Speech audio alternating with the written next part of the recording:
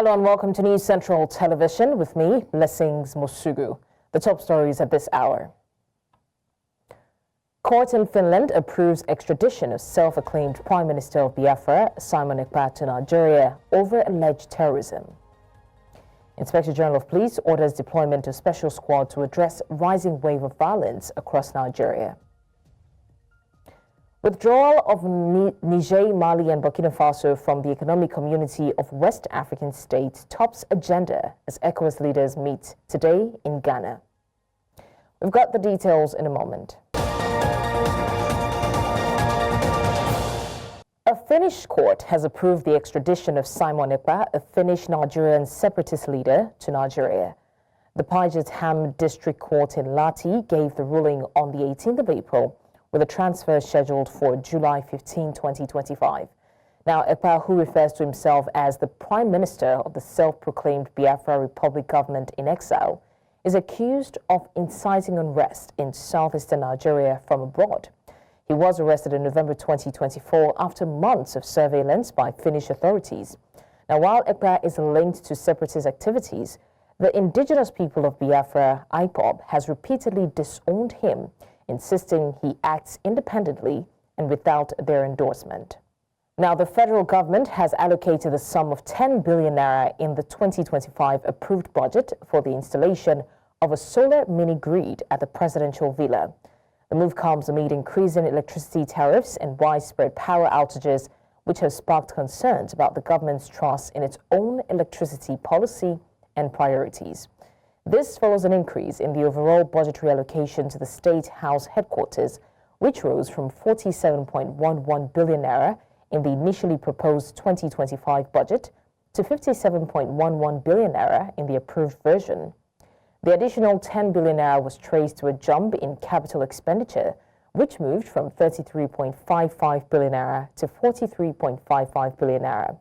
A breakdown of the new capital items reveals that the increase was solely due to the planned solar project titled Solarization of the Villa. Now, to further discuss this, I am joined by Dr. Femi Egbeshola, President, Small Business Owners of Nigeria. Dr. Egbeshola, thank you so much for joining us. Now, with Nigeria's crippling electricity deficit, when many Nigerians and businesses struggle with frequent power outages and high electricity tariffs, do you think that the 10 billion naira allocation for the presidential villa's solar mini-grid is a misplaced priority? And what alternative solutions would you propose if you think so? For us, we understand that the security and stability of Aso Rock and of government is very, very important, and that electricity plays a key role in that.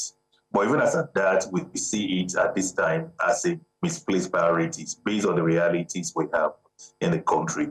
So many businesses are suffering. Many of them are dying because of electricity issues. So we believe that it is not about just installing electricity or solving electricity issue in just the villa, but about the nation. The priority of the nation should come first before any other thing. Yes, it is being brandished that it is an international practice that even in the US, the White House is being powered by solar. But you come to understand that that is a backup. That is a backup. It's not the main power generating system. But over here now, it means that government is trying to shift from the electricity generation system that we're used to solar. What happens to other users of electricity? It means that government may not really be serving the nation, but self-serving, which to us is not the best at this time. Right. Now, as the president of Small Business Owners of Nigeria, what impact do you think that this project will have on the perception of government's commitment to addressing the electricity needs of ordinary Nigerians and of small businesses? Yes, one of our key challenges in the MSME ecosystem has always been power supply electricity issue. Over time, it has been there as a recurring decimal. Some few months or so ago, electricity tariff hike up, increasing the burden on MSMEs. And that has even sent some businesses to their grave. And to us, it's not the best for the economy. And coming to having a budget of about 10 billion naira to fix electricity, we believe that this will absorb a lot of mini solar grid in a lot of numbers of communities that will have resuscitate businesses in those areas rather than concentrating it on just one particular building, even if it is a presidential building. And we also believe that government should be more focused on solving electricity issues one and for all for everyone in the country, not just for the elites or for those who are governing the country. We also believe that if government decide to begin to use solar, it means that they will not feel the heat that we are feeling and may not be ready enough to provide workable solutions to solve electricity issues in Nigeria. If government cannot pay the bills of electricity and have to run to solar, how then can the common man on the street pay the bill? How then can businesses thrive with the current electricity issues that we have in the country? It is a challenge that we must face equally, and government must be ready to put everything into it to resolve the issue so that businesses can grow, economy can thrive, and not the Aso Rock alone having the field day while others suffers the brunt. Okay, so what message would you say that this project sends to business communities about the government's priorities when it comes to the businesses themselves and even the country at large? And how can the government rebalance its priorities to better support economic growth? For us, it seems as if the government is insensitive to the plight of the common man on the streets, particularly for some of us who are in the small and small and medium-sized businesses who are able to lend electricity. It also translates to mean that perhaps there is a lot of non-transparency in the process because we are not aware who is bidding for what, how much is what is costing, and all of that. And that brings to us a lack of confidence in governance, which may not be too good for us. We believe that government should be ready to solve our problems all in the sense that it is better for us to look at workable solutions this time that can stop electricity quagmire that we have in the country, whereby everybody benefits from our own money, solving our own problem collectively, rather than in one sector. It also sends a signal that it is an elitist idea or elitist solution to the current problem that we are facing.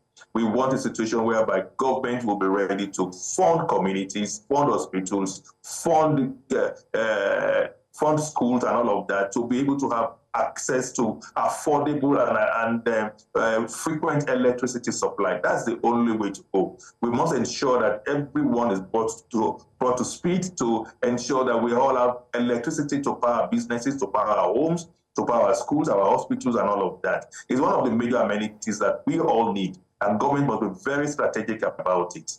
Solving it in one very minute way and leaving the larger percentage of the country to face the brunt would not be the best at this time, and we do not really support it.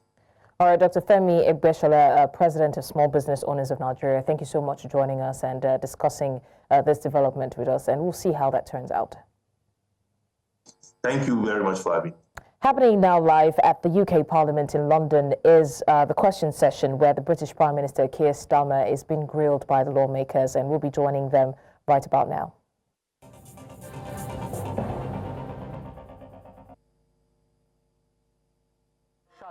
Justice Secretary. Mr. Speaker, the mask has slipped just 1 week before the elections because the Shadow Justice Secretary is not here. A man who's doing everything he can to replace her. The man that most of them want as leader of their party has admitted that Reform and the Tories are working together. He said, I want this fight to be united.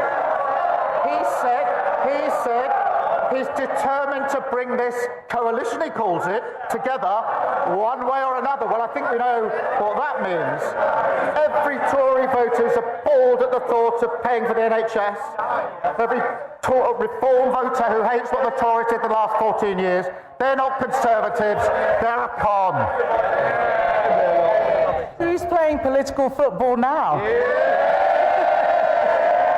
He's got no answer answers, Mr. Speaker. He's got no answers. Yesterday, Labour MP after Labour MP challenged the ruling. He should be more worried about his backbenchers than my frontbenchers. His Labour ministers called the chair of the Equality and Human Rights Commission appalling.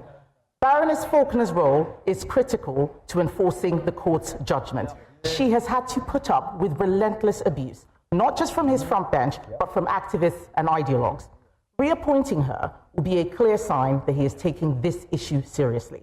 So will he commit to reappointing Baroness Faulkner when her term expires this year? Mr. Speaker, I've always said the debate should be conducted properly on the principle of debate. I've said it many, many times. But I would remind the Leader of the Opposition that when they were in government, violence against women and girls reached record highs, rape prosecutions fell to record lows, and millions of women were left stuck on NHS waiting lists, unable to get the health care that they needed. Under this Labour government, NHS waiting lists down by more than 200,000, domestic abuse specialists in 999 control rooms. We've strengthened access to maternity pay, something she calls excessive. She talks about political footballs, but a coalition between Reform and the Tories being formed behind her back. We know what that means when the Shadow Justice Secretary and the member for Clacton cook up their joint manifesto, NHS charging a pro-Russia foreign policy, enter workers' rights. Just as the Love government lost control of the economy, the borders and health, in 6 short months, she's lost control of her party. Mr. Speaker, he's clearly so uncomfortable talking about this subject. Yes. This is a choice between a Conservative Party that stood up for common sense and a Labour Party that bent the knee to every passing fad. This is a question about moral courage, Mr. Speaker, about doing the right thing even when it is difficult. And the truth is, he doesn't have the balls. The Prime Minister only tells people what they want to hear. He only tells people what they want to hear. He is a weather vane who twists in the wind. He cheered an ideology that denied safe spaces to women and girls because he thought it was cool to do so. He hounded a brave female MP out of his party for telling the truth he accepts now. And now he is hiding behind the Supreme Court judgment. And isn't that because he doesn't know what he actually believes? I can only assume that sounded better when she did it in the mirror earlier on. But the truth is, it doesn't really matter what the Leader of the Opposition says, because nobody believes, none of them, that she's going to lead them into the next election anyway. It's going to be the Shadow Justice Secretary. He's away plotting, that's why he's not here today, Mr. Speaker. And the member for Clacton fighting over the bones of the Tory party. And they think Reform are going to give them their votes without changing their policy. Absolutely no way. The member for Clacton's going to do what he always does, eat the Tory party for breakfast. Thank you, Mr. Speaker, and can I wish you and the House a happy St George's Day as well. I recently had the pleasure to visit the National Gas Operations in Peterborough, where the company was announcing a £350 million investment in the UK, including 100 new jobs at least in my constituency. This investment will make Peterborough the centre of the nation's core gas and hydrogen network. But one of the big challenges that infrastructure projects like this face is the lack of available skills and training for young people. So can I ask the Prime Minister what more he can do to boost apprenticeships in places like mine and ensure we create the opportunities this country so desperately needs? Well, can I thank my honourable friend? The net zero transition is a huge economic opportunity for this country, despite the naysayers on the opposition benches. And we've had almost £44 billion of investment since July, and that will deliver jobs across the country, including in his constituency. Investment, presumably, they don't want. We're ensuring we've got skilled workers that we need, launching the Skills England and our new growth and skills offer to encourage even more apprenticeships, and supporting industry-led plan for hydrogen to deliver the workforce needed for the industry of the future. Fred David, Leader of the Liberal Democrats. Thank you, Mr. Speaker. Can I also wish the House and the country a happy St George's Day? And can I join the Prime Minister in paying tribute to the late Pope Francis? As a Christian myself, I found his compassion absolutely inspiring, and my prayers are with Catholics in the UK and across the world who will feel his loss particularly deeply. Mr. Speaker, I've raised with the Prime Minister before the issue of North Devon District Hospital. The last government promised to rebuild it, as they did hospitals across the southwest in places like Torbay and Musgrove Park. Unfortunately, they broke that promise, leaving appalling conditions like sewage leaks and patients being treated in corridors. So will the Prime Minister reconsider his decision to further delay the construction of new hospitals and ask his MPs to vote for our motion today for new hospitals? Mr. Speaker, the previous programme, Party Opposite, was undeliverable and unaffordable, as I think he knows and accepts. We put the new hospital programme on a sustainable footing with a timeline that can be met. We're not prepared to trade on false promises as they did, and obviously we put record investment into the NHS. But I do just gently urge him to one day get a bit more serious about the funding of these measures, because every week he comes here to basically push me on two issues: to spend a lot more money, but at the same time in the next breath opposing the measures in the budget to raise the money that's necessary. Mr. Speaker, unlike the Prime Minister, we had a funded programme at the election, and I'm disappointed with his reply, and I hope he'll actually visit some of these hospitals to see the urgent need for rebuilding.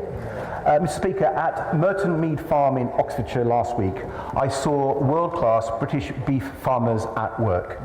Farmers want him to be careful in any trade deal with President Trump. They were let down by the Conservatives' appalling trade deals and worried that a bad US deal could see American agribusiness undercut them with inferior meat. So will the Prime Minister guarantee a vote in this House on any trade deal that he agrees with the United States?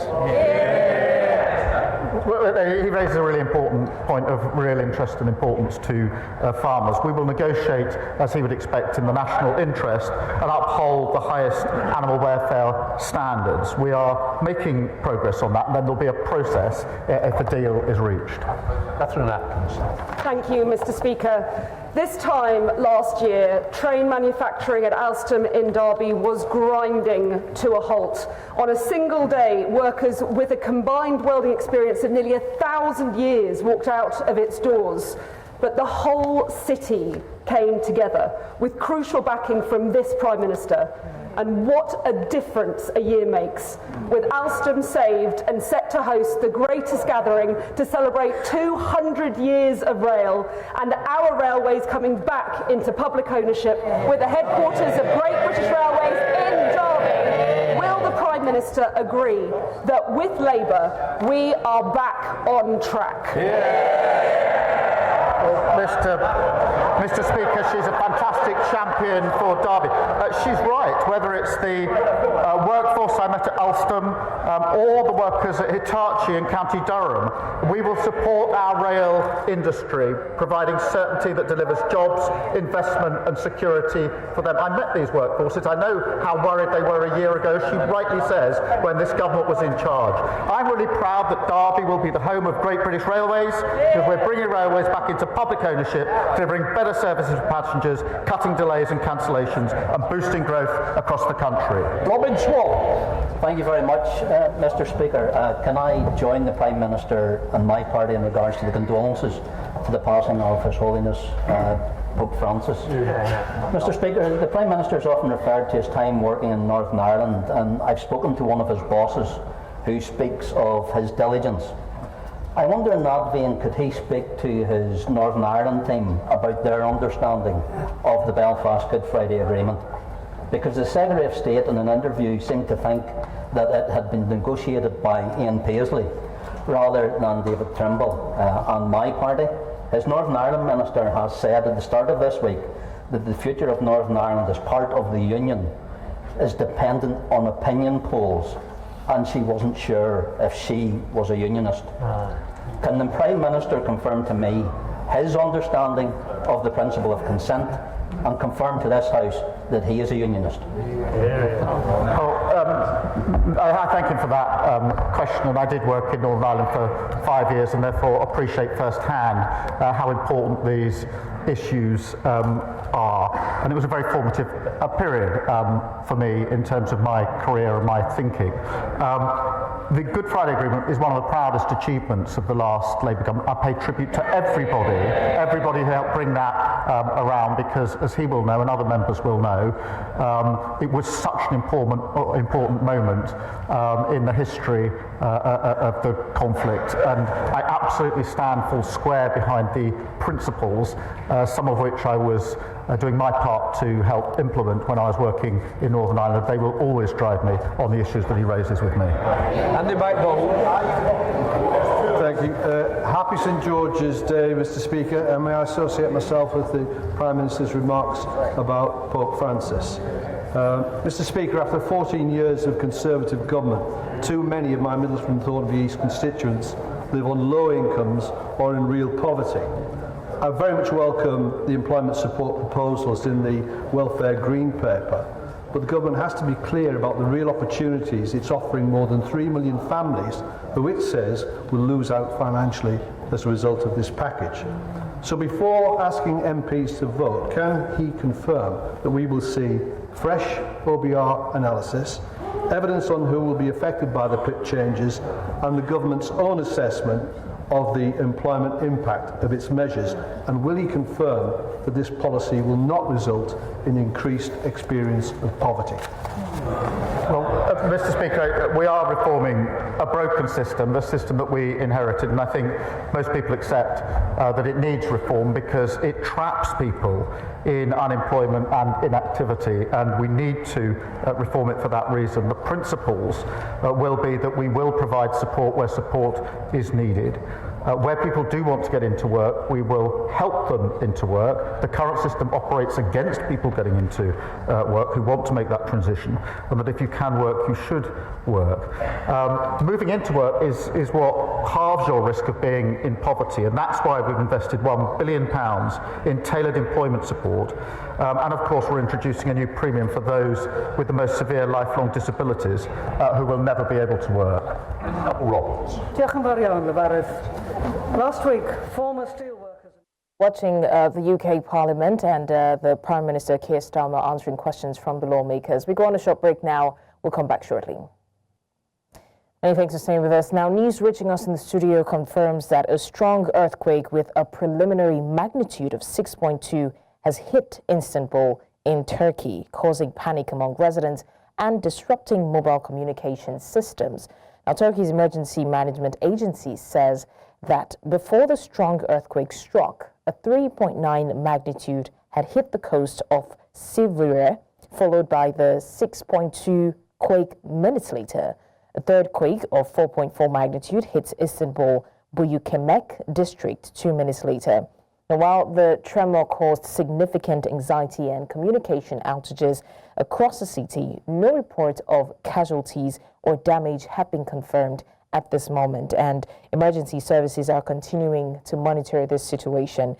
Istanbul is Turkey's largest city with a population of over 15 million.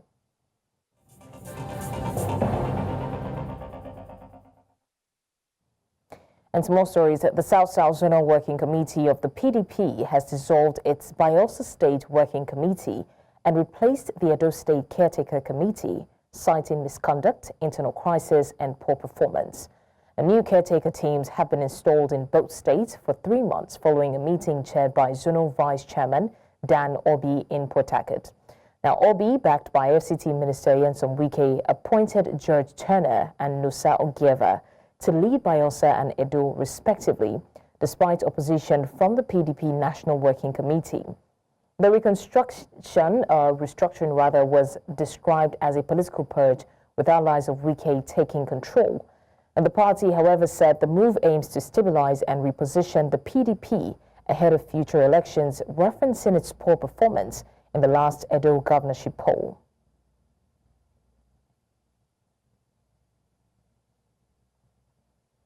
And now the Inspector General of Police, Ado-Ekiti, on Tuesday deployed a special squad to address the rising wave of violence across Nigeria. He directed all police mobile force squadrons to maintain at least one fully equipped combat-ready unit on constant standby, effective immediately. The directive came during a meeting with squadron commanders in Abuja following deadly attacks in Kwara, Benue and Sokoto states that left 21 persons dead. Ekiti stressed that the standby units must be ready to provide rapid support to state commands during crisis, high-risk operations or emergency situations. In recent weeks, violence has escalated in several parts of the country, including Plateau, Benue and Enugu, heightening concerns over national security. Prominent Christian leaders have raised concerns over the continued killings of Christians in northern Nigeria, saying that Christians in the north need the empathy of their counterparts in the south to keep faith in God. Now, speaking at a concert to raise funds for victims of insurgency in northern Nigeria, organized by the Foundation of Truth Assembly Church in Lagos, the leaders, including Pastor Yomi Kasali, convener of the concert, Pastor Ayo Orishe-Jafo, senior pastor of Word of Life Bible Church, among other ministers, say awareness needed to be created on the plight of victims of insurgency in the northern region. The concert also had in attendance some widows from the northern region who narrated how they lost their husbands to attacks and the harsh reality they face, taking care of the children alone. Charity is more relevant now than ever before, especially as we witness killings in north-central Nigeria, in Plateau, in Benue, a menace that has gone on almost annually for over 30 years. I urge all present today, whether you represent a ministry or not, to become financial partners with the Cross Charity. So the church in the south just had an handshake with the church in the north, trying to see what we can do as an intervention to support the cause of humanity, not just Christianity. So it's beyond a Christian cause. It's a cause for humanity. We've got to wake up as a people. We don't have guns. We can't fight back with bullets. What we can do is to fight back through our own humanitarian interventions, which is cross charity. If nothing is done to stop this thing, we will just be gathering widows. We'll be paying school fees. So is that what the church will do forever?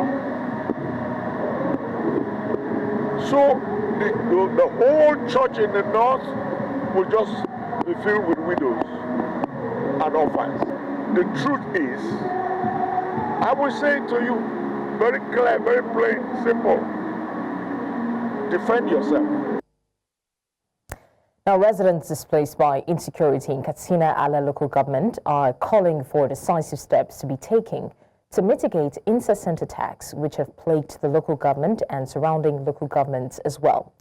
Speaking on the heels of recent attacks in neighboring Zaki BM and Lugu local governments, the residents are calling on the federal government to intervene to restore peace and security in the troubled areas.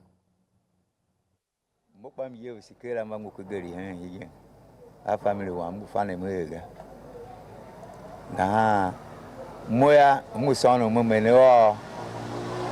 ahi hituni bushira katuni mbuna wasise la gashin una ngwana ya asia unutindi una kele va security eva nase ga higen mo emlu ki ya wa mpachoka hankwaga muwe yo achi se fachoga sembaka geri ha chula no je fulani gbolo ha kala gwamnati kwa kwa niga hacho peru wa sera gwamnati zahega mun ga gwamnati ga kai wa se ci we se ga gwamnati da duwo he na wa se me yang me as mo security person ya se ba ji ya me na se ji ina se security hin shika me na se security hin man de mapsa me na se security shin aba na ha masuru free ba security ke mo da ya da na ya shi chin shi hide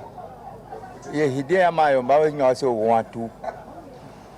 Problem was also rubbing his tane Kafrani. Somebody say you mama, some friend to Clay and Clatega. Because I have a friend with a basically. See, Fato, the Tonga. I have a friend never knows everything that's a cave was a being young and because I had 2 passy. Friend with that was a doom. And now the Kwara State Governor, Abdurrahman Abdurazak, has called on residents to support security agencies through positive engagement and intelligence sharing in a bid to flush out bandits attacking communities across the state. Now, the governor made the call during a condolence visit to the Emir of Kaima following a weekend attack by bandits, which left at least 7 people dead and several others injured.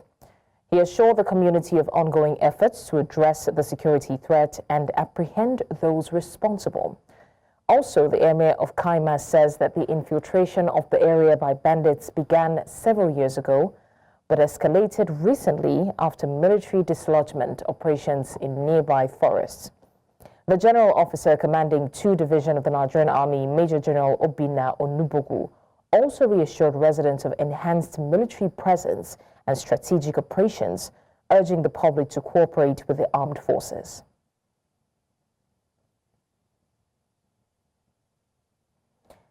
Now, the River State Police Command has launched an investigation after Inspector Maxwell Zubu allegedly shot himself dead in Port Harcourt on Tuesday.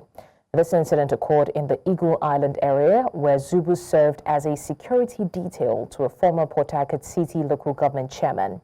Now, while details remain unclear, the case has been reported to the Eagle Island Police Post under the Azikiwe Division.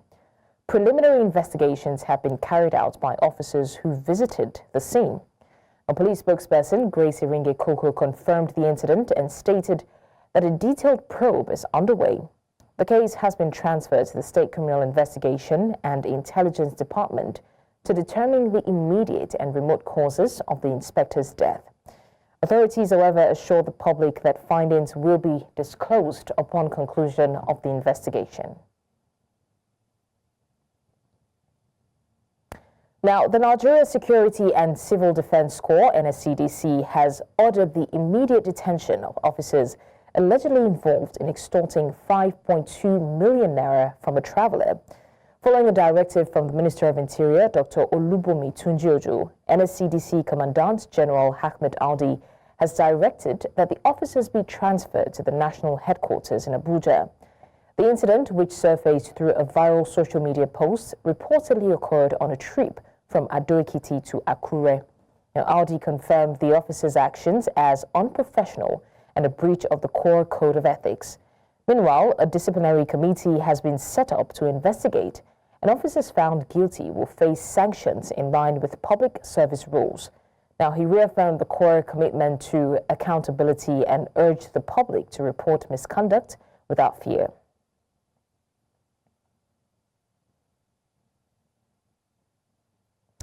Coming up on the news, residents of Bukavu in Eastern Democratic Republic of Congo report rising anxiety as the city remains under the control of the M23 armed group. We'll tell you more after the break. Join us again.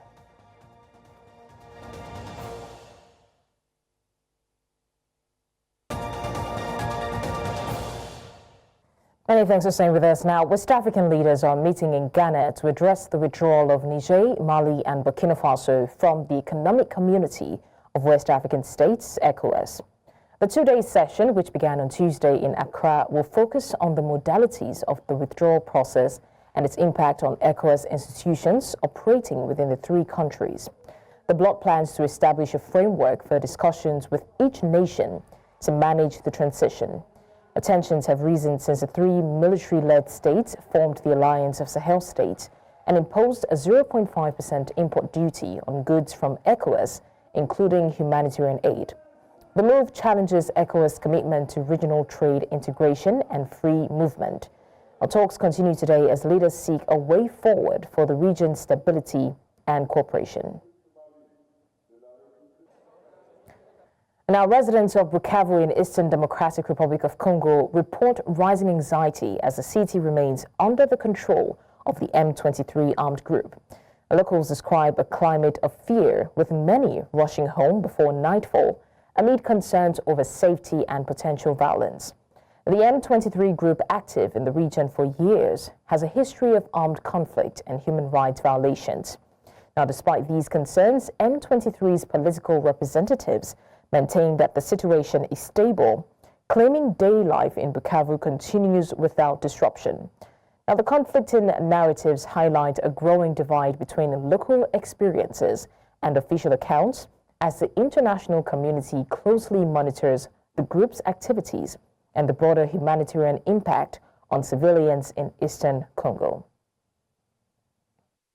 Les autorités de l'F-23 ont eu à dire que non, la sécurité est garantie et que la population peut se déplacer même 24 heures sur 24 heures. Mais au vu de la situation dans la ville, la population elle-même a difficile à comprendre cette communication de l'AFC. C'est pourquoi vous allez voir, autour de 18 heures, tout le monde est pressé de rentrer chez lui, étant donné qu'il y a une psychose généralisée partout dans la ville. La situation sécuritaire n'est pas bonne. Et les causes de cette insécurité sont nombreuses. D'abord, je voudrais dire qu'aujourd'hui, il ne se passe plus une nuit, deux nuits, sans qu'on ne parle des habitations attaquées pendant la nuit.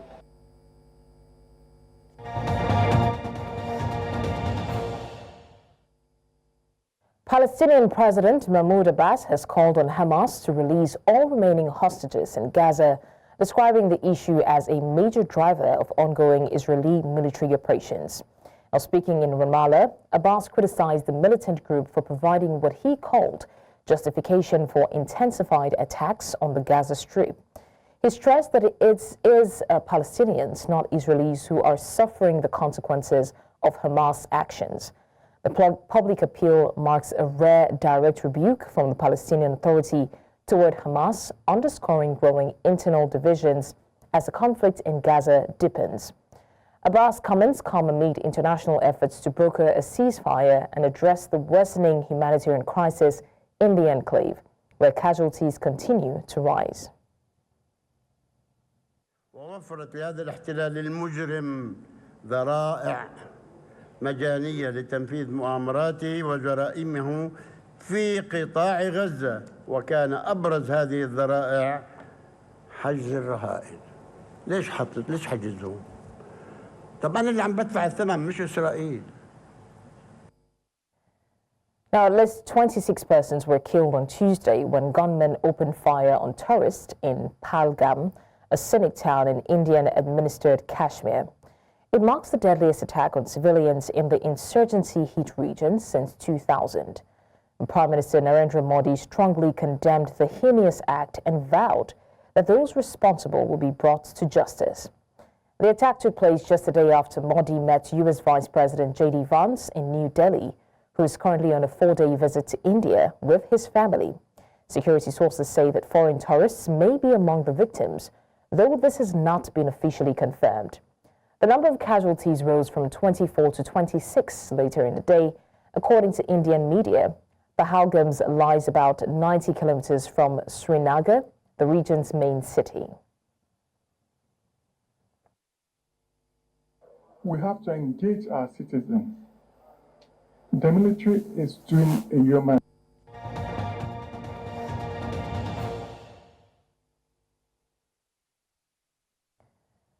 And now to business. The Nigeria Customs Service, NCS rather, is reporting a total trade value of 36.3 trillion naira in the first quarter of 2025, alongside 1.75 trillion naira in revenue, exceeding its 1.6 trillion naira target by 106.5 billion naira. And this marks a 29% increase from 1.3 trillion naira in the first quarter of 2024. January collections hit 647 billion naira, up 65% year-on-year. Anti-smuggling efforts yielding 298 seizures worth 7.6 billion naira, while exports totaled 5.03 billion kilograms, valued at 21.51 trillion naira. Now, imports reached 4.91 billion kg, valued at 14.8 trillion naira. The NCS processed 327,928 import declarations, a 5.28% rise. Despite achievements, exchange rate volatility and tariff concerns with the U.S. pose ongoing challenges. We're still talking business. Nigeria will fully digitize its combined expatriate residence permit and aliens card (SERPAC) process from May 1st to improve efficiency and reduce corruption. Interior Minister Olubunmi Tunji-Ojo said the current manual system plagued by delays and abuse will be replaced with an online platform featuring QR-coded documents and security integration with global databases. Now, application fees will remain unchanged. The reform also targets abuse of expatriate quotas by ensuring roles filled by foreigners truly require skills unavailable locally, with mandatory understudy programs. Now, an insurance scheme for expatriates will cover repatriation and liability, strengthening oversight and national security.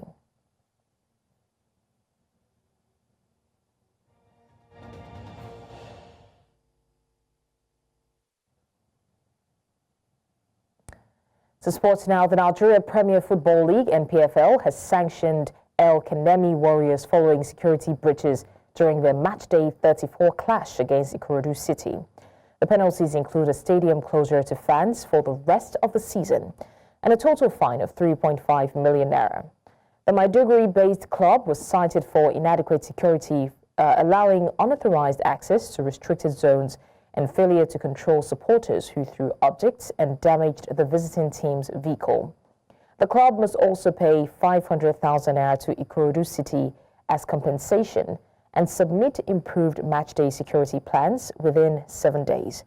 The club is required to submit a written response, either indicating acceptance of the ruling or opting to appear before a disciplinary panel.